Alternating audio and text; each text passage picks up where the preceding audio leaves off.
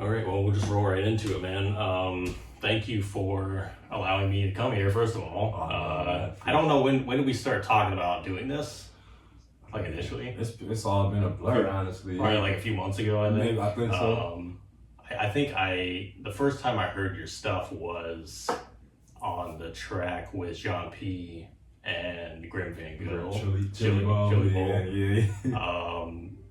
And I heard you and I was like, because I saw, I'd been kind of digging through John P.'s work. Right. And I wanted to do more research on like, who is he collaborating with? Mm-hmm. And then I came across your page and all your stuff. And I was like, I can tell his branding and just everything he's doing is pretty spot on. Yeah. So I'm glad to have you here today, man. And obviously big week for you. You got the album coming out tomorrow. Yes, sir. Turbo, which we're going to talk about here in a bit, but we usually have the guests kind of, give some background, just kind of introduce yourself for those that might not know. Okay, yeah, what you do. I'm Elijah Rushin. I'm from Canton, Ohio. I started rapping when I was about 8. Started writing, my cousin taught me. And I ran into FL Studio around 9, so been making beats ever since as well. I'm just a student and a teacher, I guess, of hip hop now. So I've grown so older. I got older. But I'm just somebody who I just love music, period. Hip hop, rock, indie, whatever genre you can bring my way. If I can study from it, I try to study the most I can out of the music stuff. I'm just somebody who loves music. It's always room for improvement, so I'm never looking like I'm the greatest guy in the world. I plan to be one of the greatest, but it's always room for improvement. So I plan to be 50 years old and still trying to get better with music. So I'm one of those guys. Yeah. So how long has that been then, like from the very beginning of that journey? Because you said obviously it started when you were younger, but like how long is that? Because they might, you don't have to give your age per se, but like. I don't mind. I'm 28 now, so I guess. Oh, so you're my age? Okay. Yeah. Okay. Yeah. So. When I really started taking it serious, like I started writing around 8, but man, when was that 2008? So I guess I'm 11 around that time. The Carter 3 came out, and I just was like, this is something I really like. This is something I'm interested in. The feeling of music, just around that time, that's when I was like, I'm this. I'm going to be this. Yeah. And I'm going to always do this no matter what. Which was one of the biggest albums of that year, too. Yeah, 2008. It was on the radio. I used to see on, like, Fuse and MTV. I used to see the videos for, like, Got Money and stuff. Yeah. And that moment, just being able to, like... Because, when you're a kid, everything's kind of like a blur. But that particular moment, I can remember from on and up, I guess. Mm-hmm. And it just was a monumental moment, and... It could have been any genre of music. You know what I'm saying? It could have been any genre of music. He just was a huge guy at the time. You know what I'm saying? So that captured I took into love into that. Yeah. It was like I'm gonna do this. I see up there you got the Carter 5. 5 and 6. Yeah. And 6. Yeah. I'm a Wayne.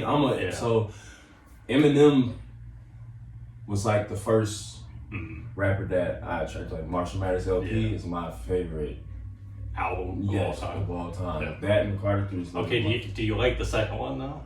Now I do. You didn't now like I do. When it came out. It wasn't that I didn't like it, because I actually like all his music. Yeah. It just was, I guess, me being at a different time in my personal life. Nothing. It was nothing on Eminem. Eminem always, doing his thing, killing it. Yeah. But now that I went back to that album, like maybe like a couple months ago, and I said, damn, like this guy it's one of his most lyrical albums, if you can say. Marshall Mathers. That's the one that has Rap God on it. Rap God, yeah. Yep. Rap God, Monster, Berserk. Yeah. But when I was a kid, that Marshall Mathers LP, it's like, what is this guy saying? Like I can understand everything he's saying. He's going bizarre. Like I always loved his videos too, because I felt he was one of the best at. He obviously had very like visceral lyrics, and he could paint a lot of stories with what he was trying to tell you. But then when you saw the videos, like Stan is a great example, where like the video painted that picture in real life of like what the song's about. Like, you could already picture it, but then you see the video and you're like, oh, this is awesome. It's weird, right? And it's weird how the mind could like his creation.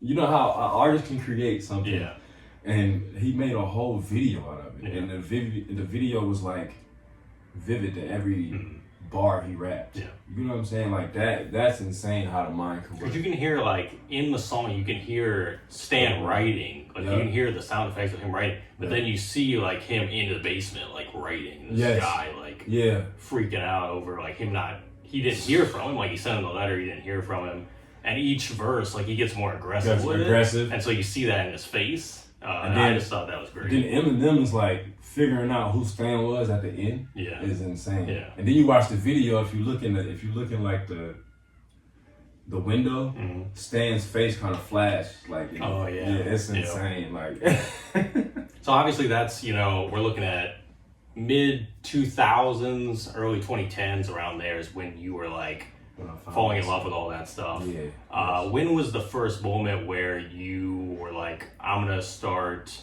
making my own songs now? Like, even if you were writing at the time, that doesn't necessarily mean you were saying, I'm gonna make songs at this point. Like, when was the moment, if there was any moment where that happened?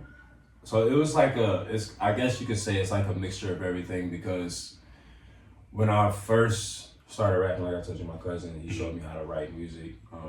He's actually the reason why I started rapping. Just looking at him like, how you do that? Yeah. Is he older then? Yeah, he was like 6 years up, so he's like in his 30s now. Yeah.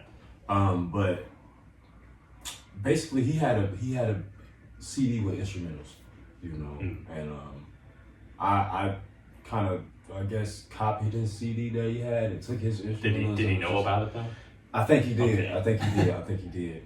Cause I had rapped to him. If he were to just like take them and then he finds out, he's like, "What the hell did you do that for?" Right. Like, no. What are you doing? I think he knew I didn't have at the time. I didn't have no ability to like record them and I think they was actually like rappers' beats that I probably just didn't know about. So these are but it went down to that, to me having like my mom and her husband at the time, they always collected CDs, so I was able to have like certain instrumental CDs still as well. Like I had a Bow Wow instrumental. That was where I wrote my first full rap song. That's like real early 2000s. Yeah.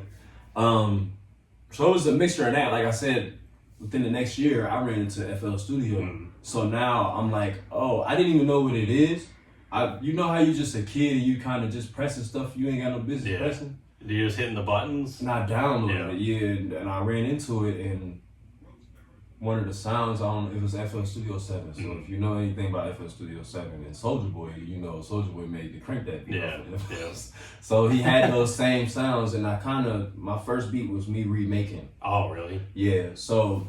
Because I think that beat only has like 3 or 4 sounds in total. Yeah. So it was easy to look up on YouTube how to make the Soulja Boy, and mimicked it from there and learned from that. And after that, I started making my own. But I still, looking up to Lil Wayne and hearing his mixtapes, he's freestyling on people's beats. You get 50 Cent and he's freestyling on people's, and all these rappers. So I'm like, I can still do that too and practice.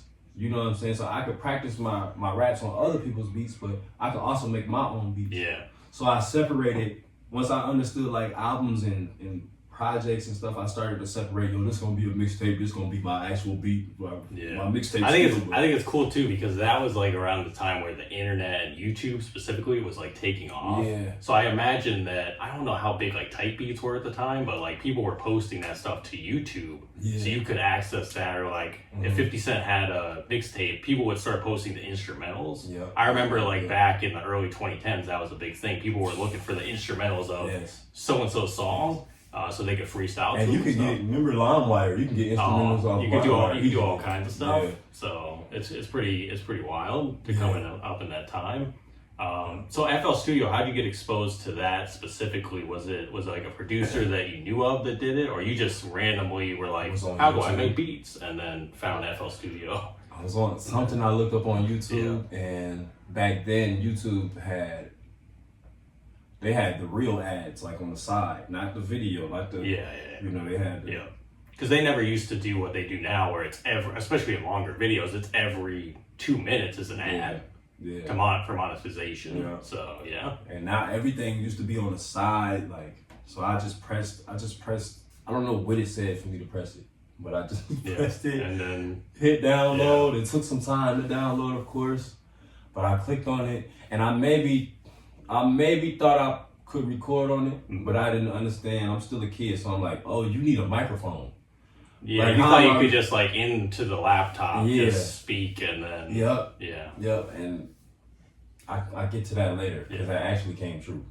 That actually came true. I was able to speak into a computer and record. That's how I started. Wow. Well, I guess another sidebar to that would be, what about FL? Because we talked about it a little bit ago. What about FL Studio specifically was like easy for you to do it as a beginner? Because I have my reasons, but what are your reasons for? Oh, it just was after that Soulja Boy beat, like mimicking that. You know, you get other sounds on the side. So now I'm dragging this over, and I got a piano and I got FL keys and stuff. Yeah, so it's doom doom doom doom doom. Oh wait, I can record this and doom doom doom doom. And now I got 10 beats now. Now I got a beat CD. You know, it wasn't. I remember one time like I told you, I was an Eminem fan, so I tried to remake the One Shot beat. So you imagine a 9-year-old trying to make a One Shot, 10-year-old. Something tells me it didn't sound quite like the melody was there, but the comments, once I put it on YouTube, hell no, you have to go back and do it. But I don't think I didn't tell them like, yo, I'm 10 years old. Yeah. Like, I just they probably thought you were like a 30-year-old producer at that point. So, yeah. And man, that I guess repetition. You love something so much you don't notice you're doing it. Yeah. You know, it becomes like a daily routine for you. Yeah. And music was already my thing. Like before I guess I started making music. You know, my mom used to tell me I used to crawl to when I was like 6 months. So when I was able to start crawling, I would go to where the pots and pans was at, drag them out. You know, so I think it was already into me, but. You know, you love something, you're gonna keep, especially as a kid. Like you're gonna.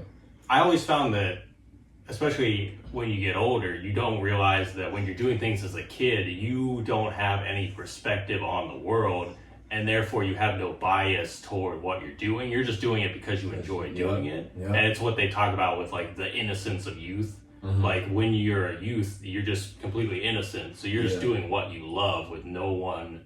Bringing anything to that or telling you no, hopefully not telling you no. So, you said you're making beat CDs, you're doing that sort of thing. Was it always the goal to like rap over the beats that you were making, or were you like, well, let me try to get this to another rapper or another MC too? Because even though I didn't like I said, I couldn't record at the time. I still was writing. Yeah. You know, I made sure I had my notebooks. You know, at the time, notebooks was the thing. Yeah. How were you doing? Were you doing it like make a beat and then while you're making it, you're thinking of lyrics, or were you doing it where like you would finish a song and then later on come back to it and then start writing to it? Was there ever like at the time? You know, I had the demo, so I didn't know anything about. My mind wasn't knowing a full version. I didn't know. I just knew a demo. So I would have to MP3 file that beat. You know, I had to MP3 file the beat. I would have it saved, and I would go. So you got my bedroom, and you got the computer room right across. So once I get done making that beat, I'm going to my room. I'm turning on SpongeBob. Putting headphones on and writing a rap. You know, some kids show maybe 106 in Park, some music shows or something like. But yeah, I would go back and forth to room and just. Was there ever a SpongeBob rap that came out of these sessions? I'm guaranteed, man. It's so many. Because you got to get the inspiration and then you make the music. So like, if you're watching SpongeBob, I'm thinking, oh well, he's gonna write about Bikini Bottom or something. Probably, man. It might exist somewhere. In the old drafts? Maybe. Yeah, I have. Yeah, I do got things from like 2012, 2013. Yeah. Was that always important to like save your old stuff too, and not just completely? Because I know a lot of people like, especially with early work, they're not necessarily proud of it because they know that it wasn't that great at the time, and then they got better. And some people just completely discard it. But I feel like it has value because it shows the progress. Right. Even when you were a child, it's like, obviously I wasn't, taking it super seriously, or I was just doing it for fun. But if you look back on that, you're like, wow, I've come a long way. Yeah, I could. One thing I can say is once I started recording, we was dropping our stuff.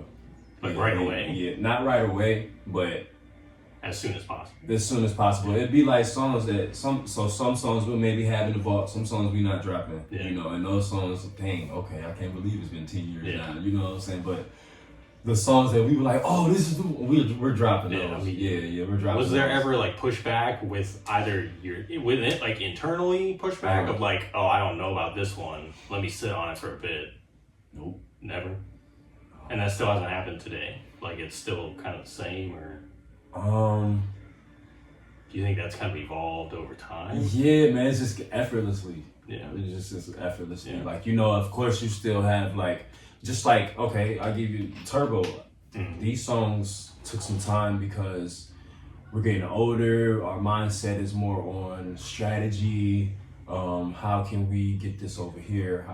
Back then I wasn't necessarily that, you're just a kid. You just, let's put this out, But no, man, I never really was, you hear a song and you'd be like, no, this ain't the one. Let me go back and change that maybe. But I never was like shy to put out a song or anything. Like, you wouldn't consider yourself like a perfectionist to that extent, at least? People would.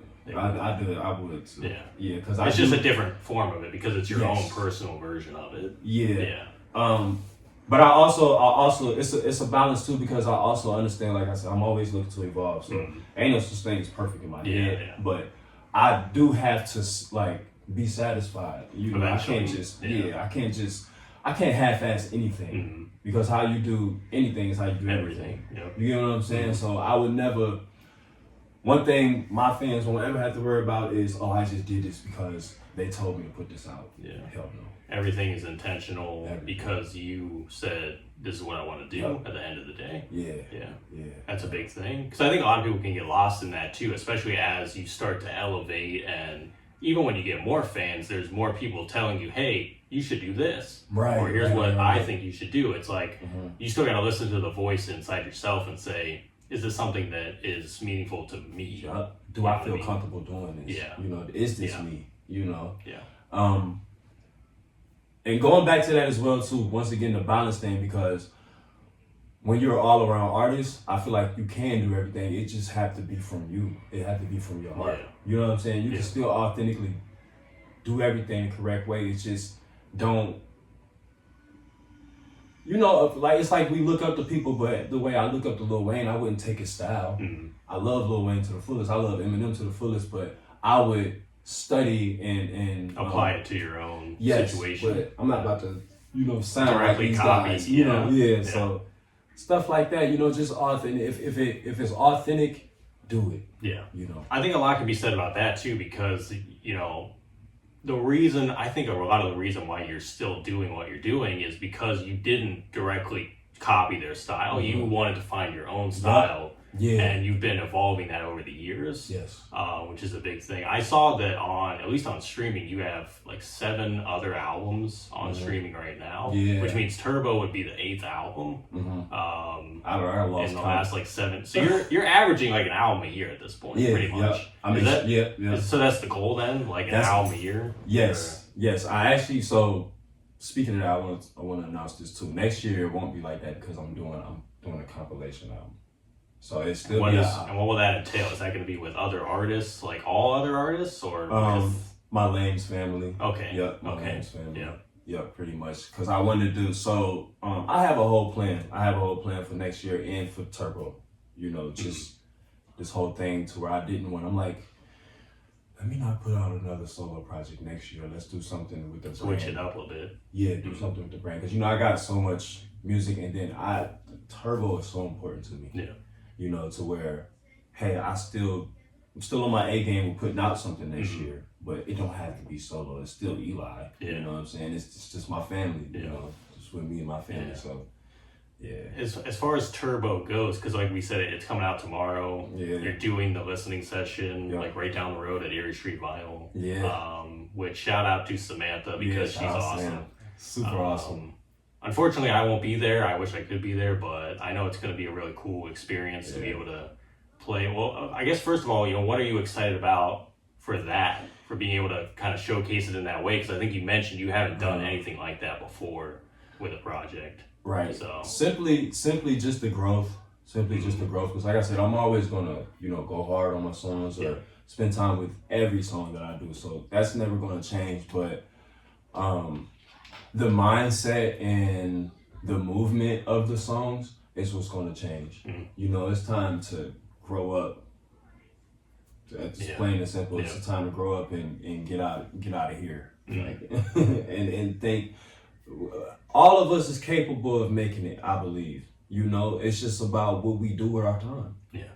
Utilizing it to the best of our abilities is something that I don't think everybody does, though, unfortunately. But obviously that's a different discussion for a different day. But as far as, just creating this album itself, the name, like where did the name come from, first of all? So Turbo, I just wanted to make a project called Turbo. Look, I give you an example. I have a project called Limitless. I have another one called Rockets Up. So I'm always just progression. That's kind of what I get from the highest limits, reaching the highest limits that you can, pushing yourself to the furthest. Man, like I said, it's just time to make it. So that's where that's where these titles break down to. That's what these titles break down to. And just having some type of, LAMES also stands for love and motivate each spirit. So, that motivate, those words like that, limitless, turbo, those are kind of motivational words, so at least to me. Yeah. So I just like to stand in that realm of the message that I'm trying to, get out to the world. Yeah. As far as the recording, doing everything with it, what the overall process of the project, how is this one different from those other 7, I guess?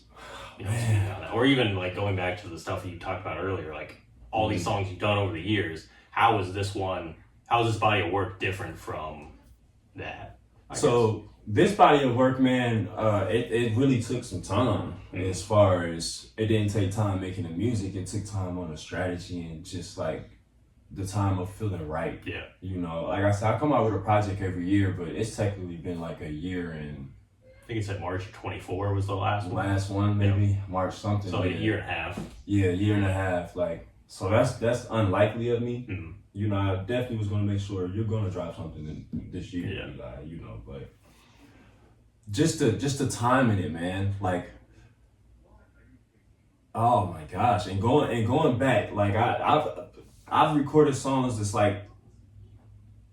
maybe 4 months ago, and in a little word, I changed that, and now the song is done. Yeah. But you didn't know that months ago when you had to sit with it for a bit and say okay, today I know what I have to do to make this song better, take it to the next level. Man, we've made short videos to these videos already, and I'm going back to edit the song while the editor is editing the video of the it's just many things that moving parts. Yeah, bro. This was this project was a real puzzle. And I don't write none of my music anymore. But it's been like that since it's been 3 years since I've stopped writing my music. So you're all freestyle, just off the Not freestyle, I call it free flow. As far as I don't go in just going in there talking anything, because then I would feel like I'm not putting my all into it. You know what I'm saying? As had the meaning in it. Yeah. Or it has to. If I'm gonna rap, if I'm gonna give you some bars, I want you to think of things. I just don't want to be saying anything because it's easy to get in there. I think, and again, I can't rap, sing. I want to put it out there. I'm terrible, guys.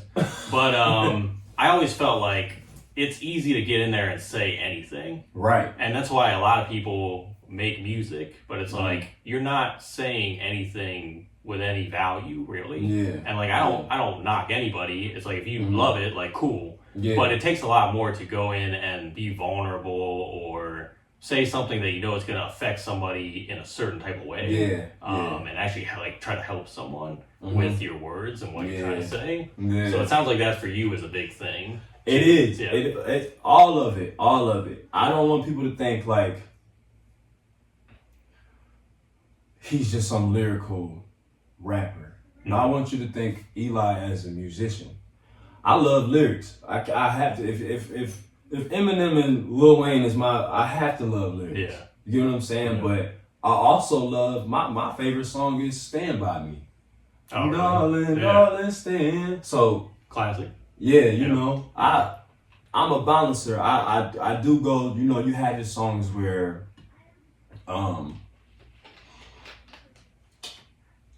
let me not do too much. Let me actually get the point across. Yeah. Let me not overly, you know. Because if you do too much, it's almost like it takes away from the whole thing. The feeling of the song. Yeah. Yeah, you don't want to put. It's just like cooking. You don't want to put too much seasoning on. You know the food. Put too much salt in, destroys the whole dish. I don't even want it no more. Here, you can have it back. You know, so it's just, bro. I'm looking to be a musician. You know, so I'm trying to make the best song ever. Yeah, every single time. Every time. And like I said, there's always room to evolve. So even when I make the best song in the whole wide world, I still haven't made the best song in the whole wide world. And that's the thing, like I feel like that's the way to go because you're always, you're chasing something you're never gonna achieve, which is the next best thing or perfection in your own right. It's like, but that's how you know you're doing it right because you're still always chasing something. Which I don't think a lot of people can understand. Even like fans, I don't think they get that. If they don't make music or they don't do anything creative, it's like they might not understand that side of it. Sometimes you gotta tell your fans though. Sometimes you gotta. I feel like some artists may lack of explaining that. Yeah. Because you don't want to like most fans think, hey, he's gonna come with this the same time every time. Yeah. If I listen to a Tech 9 album, I know he's gonna rap fast. But I can. It sounds different every album. I can go to this album and get this sound out of this sound, and that's how it should be. Kendrick Lamar, same. We know what he's gonna bring, but his albums sound different every time. They keep evolving over time. Yeah. And I think the best artists do that, and the best artists aren't afraid to do that too, because like we said earlier, you can let people influence what you're doing to the extent where you're not even doing what you want to do anymore. Which is a big thing. I kind of want to sidetrack to with Turbo itself because you mentioned you're working with videographers, people that are helping you out with this. Anyone you want to shout out, like collaborators for this project, or just anybody in general? Man. Joe Lewis, that's my guy. He films everything. Did he do the Sean P's documentary that came out? I saw it. That looked incredible. I watched it on YouTube. It looked awesome. He did it with, I believe, with a guy named Philip. I don't know his last name, but he collabed with Philip. Okay. My documentary is actually coming out. I don't know when. Don't have a date for that right now. What is your documentary about? About this album, or just this time? The time capsule and just who I am as a person, pretty much capturing that. So he filmed my documentary as well. He filmed all my music videos. I think all John P's is, if I'm not mistaken. Nice. Yeah. Shout out John P too, man. Quan, my bro, he definitely did some background footage as well. Like he's part of that. I was just talking to Quan last night. He's like, "You still doing that album for Ohio?" I'm like, "Eventually we're gonna do it." But I got some. I got some songs too. Yeah, I got like 3. Yeah, we'll talk about it. We'll talk about it for sure. As far as the documentary goes, like, where did that decision come from? Was that something you always wanted to do, and you thought like this was a time? Or? This was a last year thought, and I said, Joe, let's just do it. Like, let's just do it. We was actually filming. We was filming How Many from Extreme. Yeah. And we were sitting in the back of the car. I said, bro, I have to take things to the next level as far as like I'm not. You get music videos of me, but I haven't explained myself. Yeah. I haven't really gotten to that camera yet. So I'm like, we gotta start somewhere. So this is gonna be the start. And took us some time. A lot of things changed within this project. So like we went back and which you can see that in the documentary too. I think it's like a 6 months later shot. Oh, scene really? in there. You Yeah. know, I'm like, so the project is called Turbo now. Like, So it had a different name at one point then. yes, and I don't want to speak on that. Okay. Yeah, you don't. You don't Yeah, have to. yeah, You yeah, don't have to. yeah. It's been a journey. It's been Yeah. a journey. Yeah. Yeah. But yes, that project that was supposed to be, this will be for the future. So you're just kind of like repurposing it in a different Yes. way later Yes. on. But it's not the album you talked about, and that's not the compilation album. No. So it's probably a solo album. This is gonna be after that Yeah. compilation. Yeah. Okay. Yep. Okay. As far as the I guess the style of the documentary, because like I said, I watched John P's, and that one I thought was cool because I felt like it did a lot in a short amount of time. It was only like 20 some minutes, but he covered a lot of ground where he kind of gave like his story, why Canton is so important to him. Is yours set up like that, or is it totally different? No, totally different. You know, one thing about John P is that guy is well documented. Like, you know, so man, his documentary was so legendary, like to where it's purposely everything how he did it should have been that. Yeah. You know, it should have been that way. Well, mine's it's different because I want to wait my moment to kind of like explain that. As far as my whole whole background and everything. I kind of just wanted with this one, you just get a time capsule of The last, creation. So it was like the last year or so in total. Yeah. Just everything. And mine's is a little bit shorter than his. But you'll get to know me. You get to know my favorite food spot. You get to know my record store I like to go to. Which I think we can connect the dots on that. Yeah. So you'll get to me working out. You know, just certain things during this time of making the project. No, I'm gonna wait till I'm huge, man, and y'all can get my life after that. I like it though because I always look at albums as like chapters of a full story. So I think honestly doing something like that for each project, or at least each solo project, is important to kind of tie with it, so people can go back and say, this is where this person was when they made this project in life. And then we see the progression a few years later. Here's where they are in the next one. Yep. So being able to do that for projects, I always felt like was a big thing to do. Yeah. But no release date or anything. No release date. No release date right now.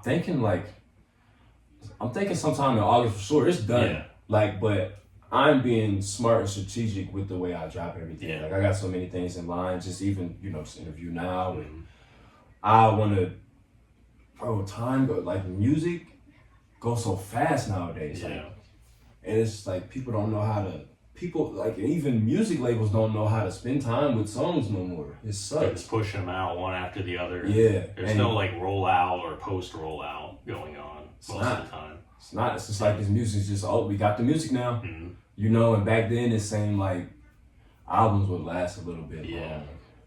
Albums would last a little bit long. So I'm gonna make sure as an independent artist and as a growing artist, to make sure these 12 songs get the time that they need. It's just like children. These songs if you know the music business, these songs come with codes. Social security. That's just like a social security. ISRC. Yeah. So these songs are just like people. Like you gotta feed these songs. You gotta, nurture it the right way, or it's not gonna get its proper care. Yeah. And I'm learning that still to this day, man. Still to this day. So, what do you think what is a big thing that would be after this then? Because I know you don't want to look like too far ahead. Yeah. But like, where do you kind of see? I have a question at the end that's kind of similar to this, where it's not the same question. Where do you see the evolution from Turbo? Like after Turbo, what would be the goal from it? So the goal out of this is to gain fans, to gain some type of, I'm looking for the word. You're supposed to, your brand is supposed supposed to be worth something. So make myself more worth something. And the next step I don't look too much ahead, but I know the next step out of Turbo is singles. You know, singles. That's why you're not getting the project from me next year. I'm just getting this compilation because I want to, after these songs are spent, you know, after I spend time with all these songs in this project, I want to actually see how it feels to work one song at a time, one song a month. Changing the way you're releasing things for a bit. Yep. And all this, man, these songs, I'm telling you, like, Anthony, bro, like, I got so much faith in every last song on there. Like, even the first one, it feels like it's supposed to be on, like, Fast and Furious. Wow. That's how I feel. Well, that fits with Turbo. Exactly. Right? Exactly. Yeah. Yeah. Do we want to show the... Yeah, I can grab it. I was going to say, we might as well show the people up here. If you're listening to the audio version, you're not going to see it, but we got some physical copies of the project. Yeah. There it is. Yep. And you're going to be, you said, giving these out tomorrow at the listening party, but you're also going to be selling these eventually? Selling them eventually, yeah. Where do people get this if they want it? Because by the time this episode drops on audio, the album will be out for like a couple weeks by then. So if you want a free copy, I either can mail it to you or you need to be in Ohio. And I'll make sure I get it to you. For sure. And I feel like I'm sitting in the spot where this album cover was taken, I think, or like literally. very close to literally, because I'm looking at it right here. I can hold it up. Yeah. It's like the things on Instagram where they take a picture of the spot they were in. Yeah, that's cool. I like the silhouette of you right here too. Yeah, that looks cool. Yeah. Shouts out to Joe. Joe took that picture while we was working on a documentary. So that looks sick. Yeah. That's awesome, man. Yeah, man. So I guess we'll kind of get into the last few questions here. These are more life-related ones. Okay. Ones I ask on every single episode. Yeah. The first one is if you could go back 10 years ago to 2015 and tell yourself anything, give yourself any advice at all, or maybe not change anything, what do you think you would do? Wow, bro. If you listen to the last song, I'm not going to get deep into, you said 2015. You listen to the last song, the last bar before the chorus, you'll probably look at that answer a little bit different. I was in a dark place. So I would definitely tell myself that now I would tell myself that you got it. And what the hell is wrong with you? Well, just you got it. Keep going. Yeah. It's a different perspective, you think, that you've kind of learned over time? Totally different perspective.